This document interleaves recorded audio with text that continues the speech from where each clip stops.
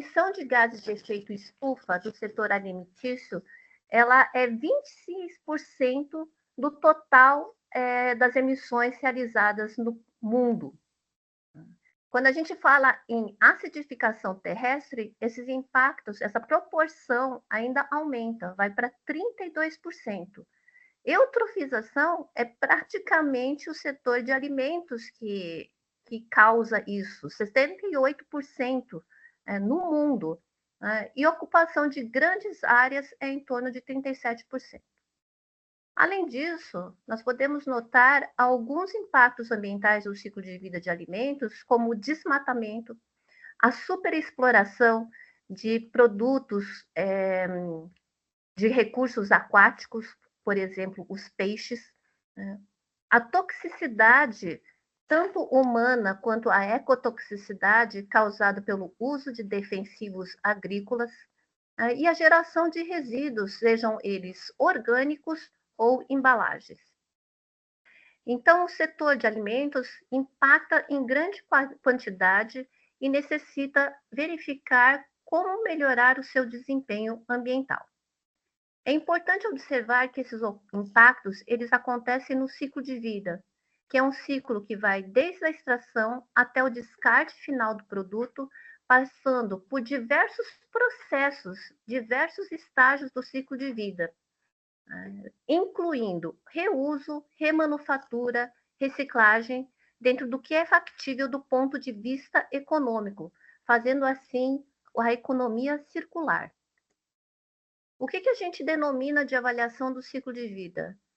É a avaliação dos impactos ambientais que ocorrem neste ciclo, desde a extração até o descarte final, porque cada um desses processos consome recursos, por exemplo, água, e emite poluentes, como emissão de CO2, emissão de resíduos, entre outros.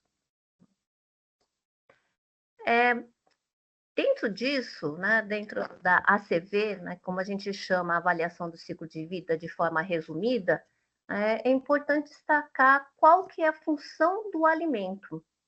Então, existem diversas funções. A gente pode falar que o alimento ele serve para prover saúde, para ter força, para fazer as funções todas do corpo, ou ainda para socializar, então, para comemorar. Então, o alimento tem diversas funções. E em 2023, 9,1%, um pouco mais de 9% da população, ela é considerada desnutrida no mundo, sendo que nós temos como um dos objetivos do desenvolvimento sustentável ter fome zero, e agricultura sustentável. Tendo dito isso, em 2021 foi publicado um documento aqui por McLaren e coautores sobre a integração das questões ambientais e nutricionais na avaliação do ciclo de vida, especificamente para os alimentos. Então, aqui foi focada na função de nutrição dos alimentos. E é um ponto também bem difícil de ser avaliado, tendo em vista que um alimento, ele não atende apenas um fator nutricional, ele pode atender a diversos. Então, pode ter proteína, pode ter ferro, pode ter vários outros elementos aí que são necessários para a nutrição. Bom, quando a gente vai fazer uma CV, um dos pontos que mais chama atenção é a demanda elevada de dados. Então, eu tenho experiência nisso, tendo feito, por exemplo, um estudo, foi o primeiro estudo que realizei, que foi uma avaliação do ciclo de vida de automóveis. E já naquela época a gente percebeu que são necessários muitos dados para fazer uma CV, porque nós precisamos de dados de vários componentes, dentro de um automóvel. E, além disso, cada componente tem um ciclo de vida extenso, desde a extração ao descarte final, envolvendo materiais, envolvendo energia, entre outros. Mais recentemente, nós publicamos um trabalho que foi avaliar o ciclo de vida do carvão. e mesmo assim a gente percebe uma demanda elevada de dados, não apenas do processo de produtivo do carvão, mas do ciclo de vida em si. Nesse caso, nós fomos coletar dados primários, né? E isso tomou um tempo significativo. Então, a gente percebe que existem vários dados. Que dados são esses? Né? São dados relacionados ao que consumo de matéria-prima existe, qual que é o consumo de materiais auxiliares, eventualmente pode-se incluir equipamentos, né? Qual que é o consumo de energia, quais são as emissões de poluentes na atmosfera, quais são as emissões de poluentes nos efluentes líquidos, como que é a geração de resíduos e para onde que ela é destinada, né? É para compostagem, é para uma incineração, é para reciclagem, né? É para uma recicladora que fica próximo ao processo ou é uma recicladora distante. Então, todas as informações, elas são coletadas e elas devem ser coletadas em todo o ciclo de vida do produto. Aí o que aconteceu? Nas primeiras ACVs, a gente tinha estudos que tinham de 30 a 50 processos em que eram coletados os dados. Mas é claro que isso vai aumentando, porque um processo vai se conectando ao outro, e aí então a gente precisa cada vez mais de dados. Com isso, percebeu-se a necessidade de ter bases de dados. Então, por exemplo, se eu estivesse nesta empresa, a única coisa que eu precisaria fazer é coletar dados da minha própria empresa e depois esses dados eles estariam conectados com outros dados, né, que já vinham da base de dados. Então, isso facilita a realização de estudos do ciclo de vida. No Brasil, a gente percebeu que as bases de dados elas eram internacionais e refletiam informações de outras regiões, né? Então, elas não condiziam com a situação brasileira. Então, foi montada uma base de dados nacional, o SICV Brasil, e durante muitos anos era difícil popular essa base de dados brasileira. Por quê? Justamente porque coletar os dados exige muitos esforços, né?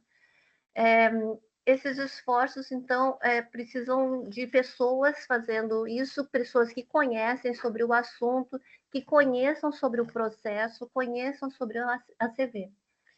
Então, foi publicada uma rota estratégica de base de dados nacional de avaliação do ciclo de vida, financiado pela Comissão Europeia e comissionado pelo PNUMA e pela iniciativa do ciclo de vida. Né? Então, a ideia era justamente identificar como é que a base de dados nacional ela poderia crescer. Ao mesmo tempo, então, foram elaborados alguns guias, né? Então, o guia Qualidata e o manual de validação de inventários, que também tinham como objetivo auxiliar a popular essa base de dados. Além disso, existiam informações de inventários para a ACV no Brasil, só que elas eram formatadas para o EcoInvent, né, que é uma base de dados internacional muito utilizada, apesar de que a gente tinha base de dados nacional, porque ela é muito pequena, né, então o EcoInvent era muito utilizado mesmo no Brasil. Então, o que aconteceu? As pessoas, elas elaboravam inventários para o formato do EcoInvent, mas a gente tinha uma base de dados brasileira com outro formato. Então, foi criado um software de conversão, o Lavoisier, né, que permitiu converter esses dados de inventário em formato EcoSpod 2, né, do EcoInvent, para o SICV Brasil. Para quem quiser mais informações sobre esse software de conversão, né, quem gosta dessa parte de conversão de dados, então pode entrar em contato aqui no lavoisier.bict.br. Né? Então, esse projeto foi realizado em parceria com a UTFPR e o Instituto Brasileiro de Informação em Ciência e Tecnologia, o IBIT. Muito bem. Bom, então, nós precisamos coletar muitos dados ao longo do ciclo de vida do produto. Muitos dados dificultam também a tomada de decisão. Vou dar um exemplo aqui para vocês entenderem o que isso significa. Então, vamos supor aqui que a gente coletou dados apenas desses 6 processos, né? Eu falei que os primeiros estudos tinham de 30 a 50 processos, hoje a gente trabalha com milhares de processos por conta do uso de bases de dados. E aqui eu estou trazendo um exemplo para a gente entender como que é complexa essa tomada de decisão com muitos dados. Né? Então, apenas para 6 processos. Então, as emissões de CO2 aqui, a gente pode observar que elas ocorrem principalmente nesse processo aqui, o primeiro processo. Aqui são dados fictícios, tá? Mas só para a gente ter uma ideia do que eu estou falando. Então, esse primeiro processo, ele emite mais CO2. Aí a gente vai adicionar uma nova emissão, a emissão de metano. Tá? E a gente percebe que aqui, então, esse processo é que causa mais emissão de metano. Então, eu tenho mais emissões neste processo, no primeiro processo, de CO2, e mais emissões de metano no último processo. Aí vamos adicionar aqui mais 2 outras emissões. Tá? Então, emissão de CO2, aí a maior parte da emissão é CO2 e de NO2, aí ocorre aqui no processo de transporte. Então, imagine quando nós temos centenas destes fluxos. Então, cada um dos processos vai causar mais impacto. Se eu comparo produtos diferentes, vai acontecer a mesma coisa. Né? Então, um vai ter um melhor desempenho para CO2, outro vai ter melhor desempenho para SO2. Então, nos primeiros estudos de ACV, nós percebemos que esses dados do inventário, eles precisavam ser convertidos em menos variáveis. Né? Então, essas variáveis a gente chama de impactos, ou quando esses impactos eles estão muito à frente na cadeia de causa e efeito, a gente tem o dano final. Né? Então, por exemplo, o CO2 e o metano, eles vão contribuir para mudanças climáticas. Então, nós estamos reduzindo o número de variáveis, né? Então, do inventário que tinha 2 variáveis aqui nesse exemplo, a gente vai ficar com uma única variável, que é o impacto nas mudanças climáticas. A mesma coisa acontece aqui para as emissões de SO2 e NO2, né? Que nós vamos, então, avaliar os impactos na acidificação. E daí, mais para frente, nós podemos falar assim que as mudanças climáticas e a acidificação, elas estão relacionadas com a saúde humana. Então, para contribuir com isso, né, e aí também fazendo uma relação com a indústria alimentícia, né, o Brasil é um grande produtor de alimentos, a questão da água é muito relevante para o Brasil. Então, nós trabalhamos com a regionalização de um modelo internacional e reconhecido conceitualmente, que é o AWARE, né? Para a escassez hídrica, né? Estabelecemos os fatores para calcular o impacto no Brasil e depois incluímos aí o método para incluir as incertezas. Além disso, desenvolvemos um método para avaliar o impacto do consumo dos recursos florestais, né? E, juntamente com uma equipe, uma rede de avaliação de impacto do ciclo de vida, essa aqui, né? É uma rede de pesquisa, nós recomendamos modelos de avaliação de impacto do ciclo de vida para o contexto brasileiro. Já havia uma recomendação para o contexto europeu, né? Houve algumas recomendações em nível internacional, em nível global, e nós fizemos uma específica para o contexto brasileiro. Né? Então, estão aqui, depois eu deixo essas apresentações para vocês, né? E vocês têm a possibilidade de acessar qualquer um desses documentos. Pois bem, vou trazer aqui alguns exemplos, né? Então, eu já falei que trabalhei muito com veículos, né? Meu primeiro estudo foi em ACV de automóveis, depois a gente fez um novo estudo sobre ACV de veículos, e nesse estudo nós comparamos, então, os impactos ambientais potenciais de carros híbridos, né? Então, elétrico e uma parcela de combustão, com os carros de combustão interna. Né? E aqui no Brasil a gente usa tanto gasolina quanto álcool, né? Na realidade a gasolina já é misturada com etanol, né? E também tem o etanol. Então, aqui nós temos os resultados, né? Nós consideramos 10 categorias de impacto, né? Aqui, mudança, aquecimento global, acidificação, toxicidades, assim, tanto humana quanto ecotoxicidade, né?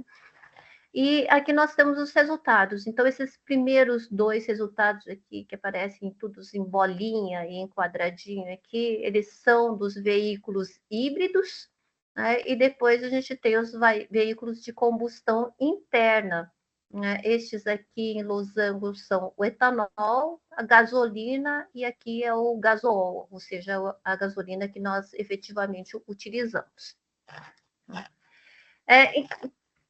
Primeiro ponto, né, é que dependendo do cenário, a gente tem impactos diferentes, né? Então, aqui tem vários cenários diversificados aqui do próprio veículo elétrico, né? E a gente percebe que vai ter uma variação. Né? A mesma coisa acontece para os veículos de combustão interna. Outro ponto interessante é que a gente pode observar que nem sempre os veículos elétricos eles têm um desempenho melhor do que os veículos de combustão interna, né? Então, aqui na depressão abiótica, a gente percebe que tem um desempenho melhor, mas tem outros casos, como aqui na toxicidade, né? Na toxicidade é pior o desempenho do veículo elétrico em relação aos veículos de combustão interna, né? Isso muito causado por conta da bateria, então é algo que precisa ser levado em consideração ao se fazer veículos, ao se utilizar veículos elétricos, né? Ponto importante aqui, então, é que os cenários podem trazer resultados diferenciados, né? E que, dependendo da categoria de impacto, a gente ainda pode ter resultados diferentes produto a produto, né? Então, aqui, enquanto a gente percebe que os veículos de combustão interna eles têm um impacto menor, né? Em outros casos, a gente percebe que os veículos elétricos é que têm um menor impacto. Eu trouxe aqui para simplificar um pequeno caso para mudanças climáticas, né? São 2 cenários para a gente observar com um pouquinho mais de informação. Então, o primeiro cenário ele trata do mix de eletricidade brasileiro. Ele é sobretudo a partir de energia renovável, né? Nós temos muitas hidrelétricas, né? Quase 70% da nossa produção é a partir de hidroeletricidade. E esse cenário 2 seria considerando uma geração de energia elétrica que seria adicionada ao sistema atual e que seria a partir do gás natural. E aqui, então, nós temos os veículos de combustão interna, gasolina, etanol e gasol.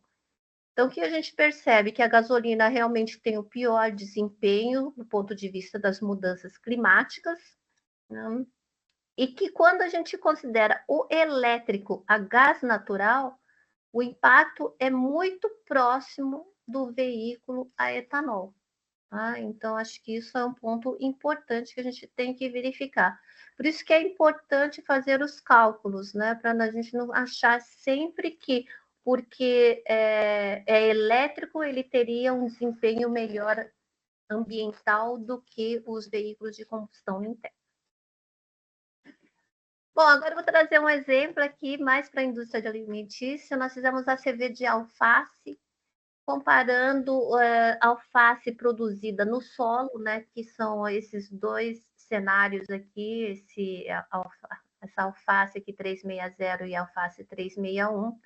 Né, eles têm condições um pouquinho diferentes. Essa alface aqui ela é mais intensiva, então ela é produzida mais rapidamente, né, em 68, 70 dias. Essa aqui supera a produção em 100 dias. Nós tivemos a produção um pouquinho mais acelerada, ou seja, a produtividade é maior, chegando em torno de 50 dias, mas era produzida em hortas verticais em ambientes internos, né? E por conta disso, né, principalmente na região de Curitiba, que a gente tem pouca incidência solar, Então, é utilizada iluminação artificial e irrigação automática, né? E nós percebemos que o impacto ambiental da alface produzida com essa estrutura, ela é muito maior que a alface produzida no solo. Isso acontece mesmo quando essa estrutura dura muito tempo, né? Então, aqui a gente considera uma produção durante 5 anos, né? E aqui durante 10 anos. E aqui são as informações para mudanças climáticas. É claro que a gente tem outras categorias de impacto, mas aqui eu quis trazer apenas para mudanças climáticas. Como conclusão desse trabalho, o que está sendo feito, né? É procurar uma estrutura que tenha um melhor desempenho ambiental.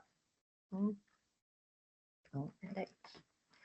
Um outro exemplo de ACV para a indústria alimentícia, mas aqui tratando-se das embalagens, foi esse estudo que foi publicado este ano sobre como que a embalagem poderia contribuir para reduzir o desperdício de alimentos. Então, aqui nessa linha verde, a gente tem o impacto ambiental, por exemplo, para as mudanças climáticas, do ciclo de vida de uvas. Então, aqui o impacto ambiental, ele vai aumentando conforme os resíduos conforme vai havendo mais desperdício. Então, a dúvida era se no mercado valia a pena colocar essas embalagens, né, para reduzir as perdas de uva. E o que a gente percebeu? Que quando as perdas são superiores a 12%, né, então, se tivesse 1 quilo, desse quilo, 120 gramas de uvas são desperdiçadas, vale a pena colocar a embalagem, porque a embalagem reduz o impacto ambiental da uva. Ou seja, a uva mais a embalagem tem menos impacto ambiental do que a uva sem embalagem. Se o desperdício fosse menor que 12%, aí não valeria a pena para o mercado fazer essa inclusão.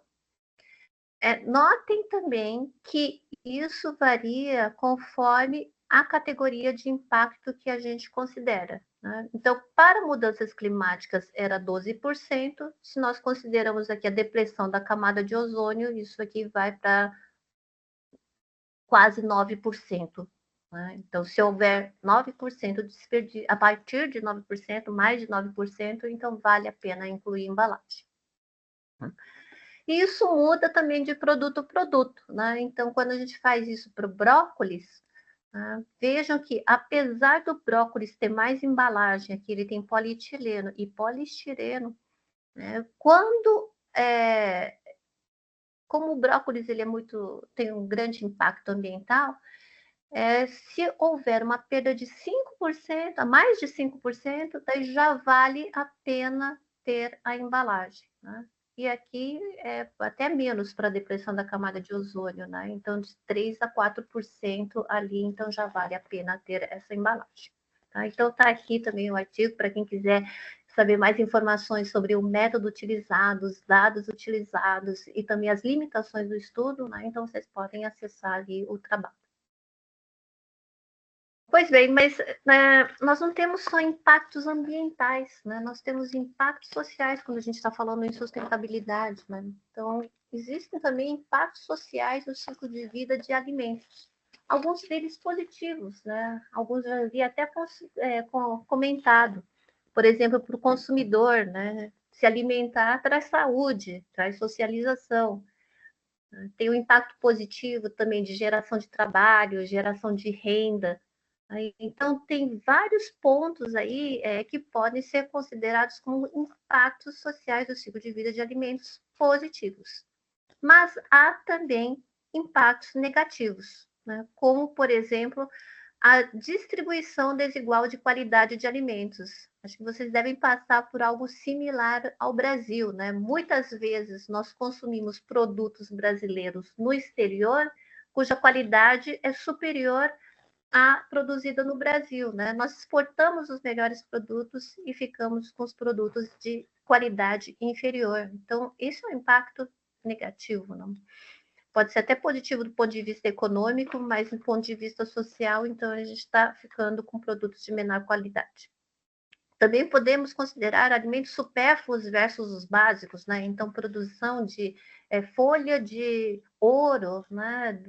Para alimentos, enquanto a gente está com necessidade aí de produtos, muitas vezes, de caráter mais básico, né? Para nutrição da população.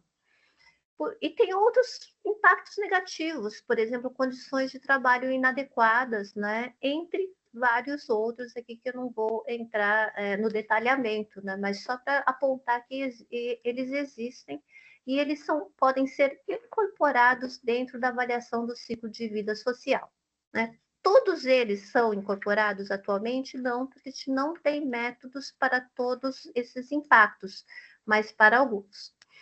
Então, de forma similar ao que acontece em ACV ambiental, né, o ciclo de vida do produto, ou seja, os vários processos, as várias organizações, desde a extração ao descarte, elas vão ter impacto nas pessoas, né, sejam elas consumidores, trabalhadores, seja a comunidade local, no entorno das empresas, né, então que elas podem ser afetadas tanto para a geração de renda, como impacto, como muito ruído, né, emissões de poluentes também.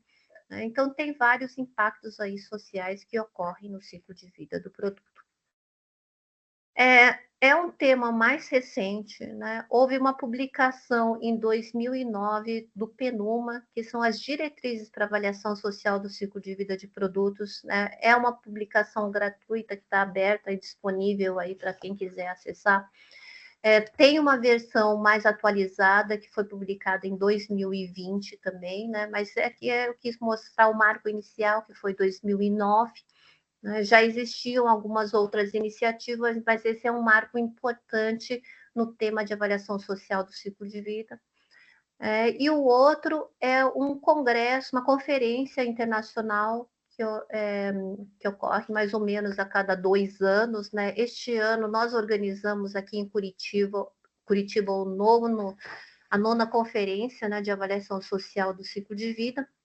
Né? E teve presente pessoas de 16 países, de 13 estados brasileiros distintos, né? Então foi muito importante porque foi o primeiro evento que aconteceu num país em desenvolvimento, né? E eu acho que é super importante a gente trazer essa discussão para os nossos países, visto que nós não podemos deixar que os países desenvolvidos que definam o que é a avaliação social do ciclo de vida, porque nós estamos precisando de desempenhos sociais melhores. Não que eles não precisem, mas nós temos uma necessidade mais básica do que eles.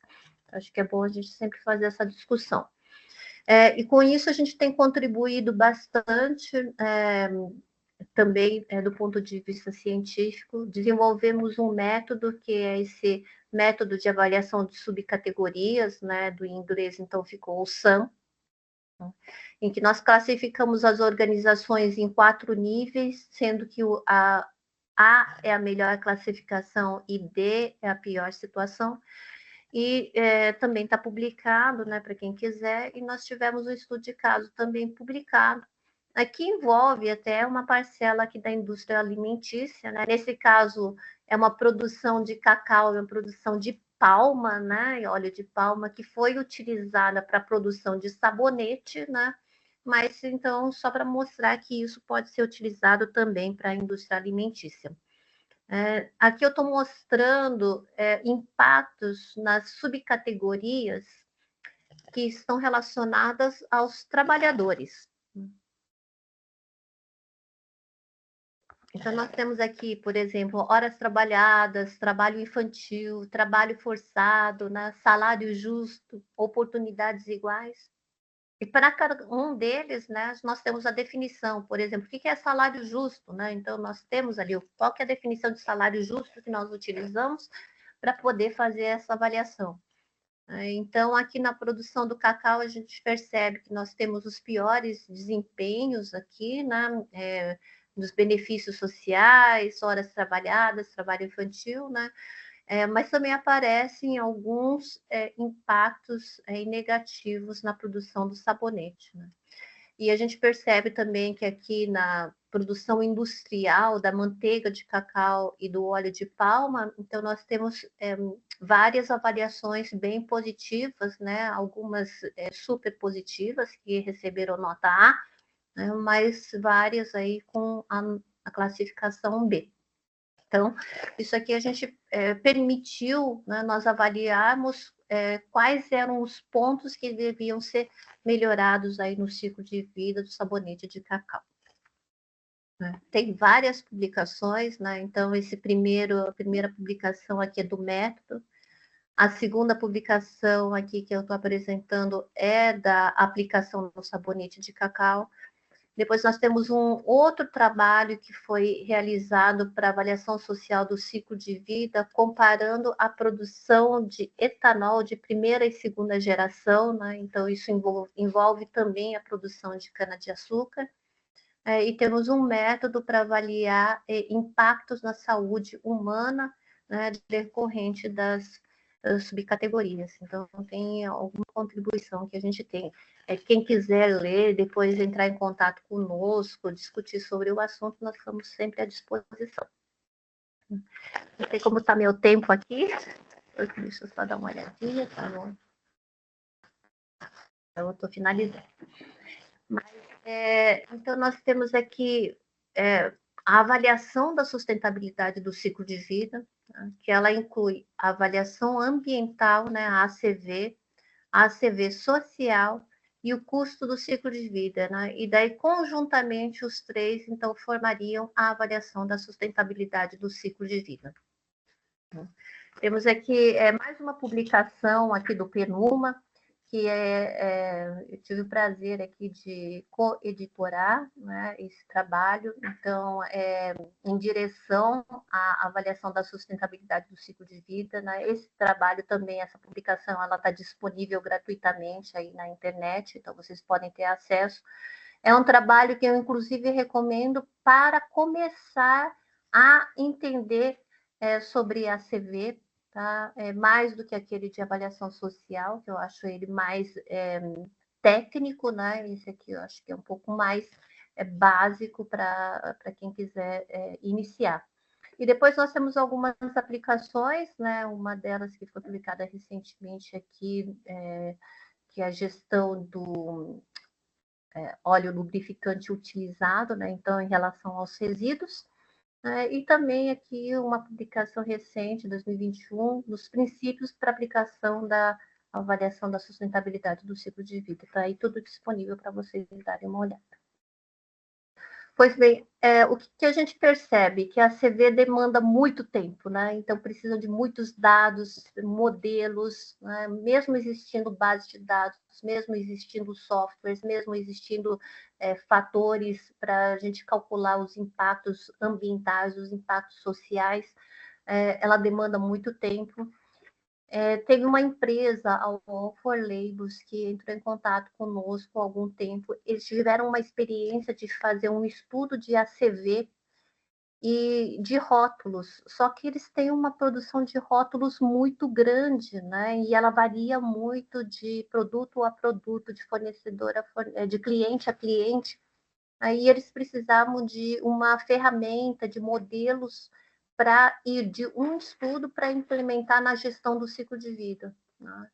E aí a gente desenvolveu isso, né, e estamos até patenteando uma ferramenta, a StarLife, né, e quem quiser saber um pouco mais a respeito, não vou entrar no detalhe, né, mas tem informações de energia, de água, emissões de gás de efeito estufa, entre outros, né?